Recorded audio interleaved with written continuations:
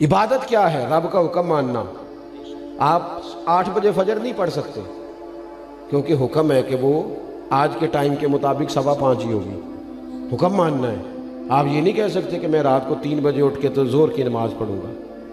جس وقت نبی پاک نے پڑھنے کا کہا ہے نماز نافذ حکومت ہے حضور کی، لہذا جو فیصلے نبی پاک نے کیے ہیں وہی نافذ رہیں گے۔ حضور نے کہا ہے عورت پردہ کرے گی تو عورت پردہ کرے گی۔ اگر نبی پاک علیہ السلام نے کہا ہے کہ بے حیائی بے پردگی دین میں منع ہے تو کسی کے پاس 10 روپے ہو یا 10 ارب ہو، دین نبی پاک کا چلے گا، شریعت رسول اللہ کی چلے گی۔ اور یہ بھی بات یاد رکھنا، حضور نے زبان سے تبلیغ 40 سال کے بعد شروع کی ہے، عمل سے تبلیغ تو حضور نے پیدا ہوتے شروع کر دی تھی۔ فقد لبثت فیکم عمرا من قبلہ افلا تعقلون۔ اللہ فرماتے ہیں محبوب ان سے کہیے میں نے تمہارے بیچ عمر گزاری ہے، تمہیں عقل نہیں؟ نبی پاک نے عمل کے ساتھ تبلیغ زیادہ کی ہے، اور ایک بندہ میری طرح تقریر لمبی کرے۔ اور آج کل سارے خطیب ہیں، اب تو جس کے پاس سوشل میڈیا ہے وہ اللہ کے فضل سے کوئی نہ کوئی نصیحت کر رہا ہے دوسرے کو، لیکن کر دوسرے کو رہا ہے، سب دوسرے کو۔ پھٹے پہ بیٹھ کے ادھر بیٹھ کے ادھر بیٹھ کے تقریر ہو رہی ہے۔ یہ تو کبھی آ جائے مسجد میں تو مجبوری ہے مولوی کی تقریر سننا، ورنہ تو ہر گلی گلی خطیب واعظ مبلغ جگہ جگہ، لیکن زیادہ باتیں۔ پتہ اس سے کیا واقعہ ہوتا ہے؟ ہم جو اصل ہوتا ہے نا، اصل وہ ہم اپنے بچوں کے بیچ ہوتے ہیں، ہمارے گھر والوں کو پتہ ہوتا ہے اصل کیا ہے، حقیقت کیا ہے۔ سب سے زیادہ حضور کی عظمت کی تعلیمات کی حدیثیں حضرت ابو ہریرہ سے ہیں، اور پھر اس کے بعد آؤ گے تو آپ کو ایک کثرت احادیث کی سیدہ عائشہ صدیقہ سے ملے۔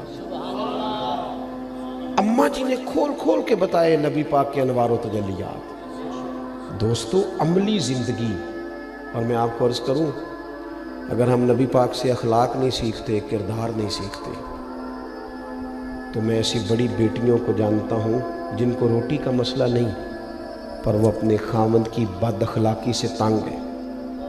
میں ایسے بہت سارے مردوں کو جانتا ہوں جو کہتے ہیں ہوٹل سے روٹی کھانا گوارا ہے، دھوبی سے کپڑے دھلوانا گزارا ہے، پر یہ بدتمیز بڑی ہے، اخلاقی رویے کمزور ہو گئے۔ بہت ساری جگہوں پہ مرد پریشان ہے کہ 6 بچے ہیں لیکن خاتون کا اخلاقی رویہ ہی کوئی نہیں۔ تو زندگی میں حکم حضور کا ماننا سیکھو، اخلاق سیکھو نبی پاک سے، کردار۔ اور صحابہ ہیل و حجت نہیں کرتے تھے، کیونکہ حضور سے رشتہ مضبوط تھا تو عمل بھی والہانہ پن سے کرتے تھے، والہانہ پن کے ساتھ۔ ہم تو بہانے ڈھونڈ لیتے ہیں نا کہ جی حضرت صاحب اگر اے آندے نے تو اے بھی تے آندے نے نا، دین اگر دین دسدا ہے تے دنیا داری بھی تے دسدا ہے۔ تانوں کنے آکھیا دین دنیا داری دسدا ہے جی؟ دین میں تو ہر چیز دین ہی ہے، دکان کھولنا بھی دین ہی ہے، وہ بھی دین ہے، رزق حلال کمانا بھی، یہ سارا دین ہی ہے، ماں باپ کی خدمت کرنا بھی۔ اور کوئی فقیر، مجھے ایک دفعہ ایک بندہ مل گیا تو وہ کہندا جی میں تے نہ شادی نہیں کرائی، گھر بار بھی چھڑ چھڑیا، میں پیراں کول ہی ہونا۔ تے میں کہا پیراں بھی چھڈیا ہی گھر بار؟ کیا مذاق ہے، جدوں انہیں نہیں چھڈیا تو تو کل ہی چھڈی بیٹھا ہے؟ عجیب فضول بات ہے۔ دین کب آپ کو کہتا ہے حقوق العباد سے آپ بھاگ جائیں، جب پیر صاحب گھر میں بیٹھے ہیں اور سارا کچھ کر رہے ہیں اور تیرے کو ہونا سارا کچھ چھڑا دیتا ہے؟ یہ تو فلسفہ ہی سرے سے غلط ہے۔ یہ کس نے آپ کو تعلیم دی ہے؟ تو میں جو بات عرض کرنا چاہتا ہوں کہ وہ بہانے نہیں کرتے تھے، وہ کھلے دل سے نبی پاک کی تعلیمات۔ بس میری گفتگو مکمل ہے۔ ایک شخص کھڑا تھا دوران خطبہ، حضور نے دیکھ لیا تو نبی کریم نے فرمایا بیٹھ جاؤ، نام نہیں نہ لیا، مطلق کہہ دیا بیٹھ جاؤ۔ ایک صحابی ابھی مسجد کی ساتھ والی گلی میں تھے، ان کے کانوں میں آواز گئی بیٹھ جاؤ تو وہ وہیں بیٹھ گئے۔ ایک اس کونے میں تھے، کان میں آواز گئی بیٹھ جاؤ تو وہ وہیں بیٹھ گئے۔ ایک اس کونے میں تھے، ابھی داخل نہیں ہوئے تھے، نام نہیں نہ لیا حضور، بیٹھ جاؤ۔ اس طرح وہ حکم مانتے تھے، بیٹھ جاؤ تو وہ وہیں۔ سانو قید سجن دا گہنا ہے، او جنج رکھے ایسا اونج رہنا ہے۔ بیٹھ جاؤ تو جہاں حکم ملا وہیں۔ میں اپنی پسند شے، مینوں جڑا پسند ہوئے سو میں پڑھدا، یہ ذرا پسند ہے اور خاصا پسند ہے سانو قید سجن دا گہنا ہے. کسی کو ہتھ کڑی لگی ہوئی تھی نا, کسی نے پوچھا یہ کیا ہے, کہندا میرے نا دی نہیں کسی دے نا دی. سانو قید سجن دا گہنا ہے تے وہ جنج رکھے اساں اونج رہنا ہے. نبی پاک صلی اللہ تعالیٰ علیہ وسلم نے جمعے کی نماز کے بعد کہا آپ کہاں تھے, آپ کہاں تھے, آپ کہاں تھے؟ یا رسول اللہ میں گلی میں تھا, آواز آئی بیٹھ جاؤ, میں بیٹھ گیا. ہم نے نہ کبھی قطرے پہ غور کیا اور نہ دریا دیکھا, بس جہاں تیری جھلک دیکھی وہیں ڈوب گئے. آپ کہاں تھے؟ حضور میں گلی میں تھا, آواز آئی تھی بیٹھ جاؤ, میں بیٹھ گیا. تو کہاں تھا؟ حضور اس کونے میں آواز آئی. فرمایا نہ تمہیں کہا تھا, نہ تمہیں کہا تھا, نہ میں نے تو اسے کہا تھا. حضور نام تو نہیں نہ لیا. ہم نے نا وہ حضرت امام احمد بن حنبل ایک غلام خرید کے لائے تو فرمایا تیرا نام کیا ہے؟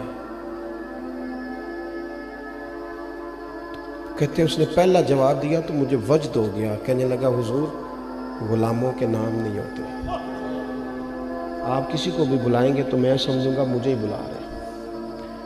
فرمایا کھاؤ گے کیا؟ کہنے لگا سونیا غلام اور نخرا, جو ٹکڑا بچ گیا پھینک دینا, کھا جاؤں گا چپ کر. امام صاحب کہتے ہیں میری آنکھوں میں آنسو آ گئے. میں نے کہا کمرہ پسند کر لے, کہاں رہنا چاہے گا؟ کہنے لگا سونیا تیرے قدموں میں. میں نے کہا اٹھنا سینے سے لگ تو آزاد. او سجنوں ہم نا نبی پاک کے غلام ہیں, یہ مرضی سے جینا چھوڑ دو. غلام جو ہوتے ہیں نا ان کی نہیں مرضی, مرضی ان کے آقا کی ہوتی ہے. تو کھا بھی مدینے والے کی مرضی سے, پہن بھی حضور کی مرضی سے. تو وہ ایک بزرگ فرمایا کرتے تھے میں نے کبھی اپنے بال بچوں کے حق ادا نہیں کرنے تھے, گھر نہیں جانا تھا, مجھے نبی پاک نے بھیجا ہے کہ جا ان کے حق ادا, آ جاؤ واپس. ہم پریشان لوگ ہیں, ہم دکھی ہیں, ہم اپنی مرضی سے جینا چاہتے تھے تو الجھ گئے ہیں, ہم سے حالات قابو میں نہیں آ رہے. گھروں سے لے کر پارلیمنٹ ہاؤس تک ایک مصیبت ہے, سورے کی کیسے؟ حضور کے غلام بن جاؤ, دروازہ رسول پہ آ جاؤ. اعلیٰ حضرت فرماتے ہیں ٹھوکریں کھاتے پھرو گے, ان کے در پہ آ پڑو ورنہ ٹھوکریں کھاتے پھرو گے. ان کے در پہ آ پڑو.